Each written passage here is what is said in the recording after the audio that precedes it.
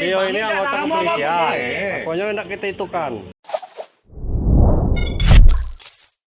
Beli rokok pakai uang palsu, oknum polisi diamankan warga Bengkulu Tengah. Seorang oknum polisi di Bengkulu diamankan warga Bengkulu Tengah lantaran diduga melakukan pengedaran uang palsu dengan modus membeli rokok di warung. Kamis 13 April 2023 sekira pukul 18.30 waktu Indonesia Barat.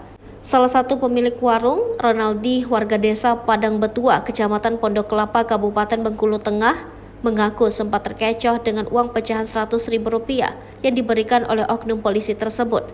Oknum polisi yang berpangkat Bribtu dan merupakan anggota Babin Kamtibmas Polresta Bengkulu berhasil diamankan warga saat membeli rokok dengan uang palsu di warung ketiga. Mengetahui bahwa uang tersebut palsu, ia bersama rekannya pun mencoba mengejar pelaku dan kebetulan pelaku kembali membeli rokok di salah satu warung menggunakan uang palsu juga.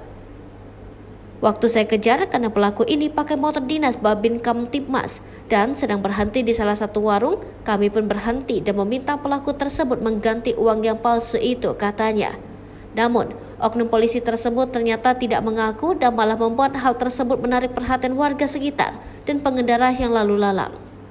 Akhirnya dia ngaku dan mengganti uang palsu itu. Waktu warga mengecek dompet pelaku ada uang palsu sebanyak 1,4 juta rupiah, pecahan Rp100.000. Kalau ditambah sama yang diberikan ke saya totalnya 1,5 juta rupiah, ungkapnya.